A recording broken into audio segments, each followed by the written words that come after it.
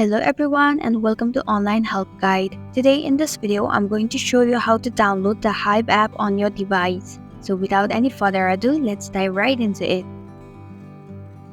Open up your Play Store. In the search box, type in Hive app and perform your search. Tap on the Hive application. Then tap on the install button to begin the downloading process. It will take a while to download the app.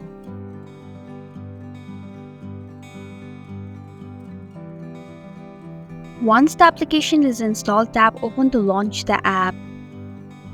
And that's it. Thank you for watching the Online Help Guide. I hope this video was helpful. If it was, please hit the like button and comment if you have any questions or feedback. Also, if you are new to our channel, please subscribe and hit the bell icon so that you don't miss our upcoming videos.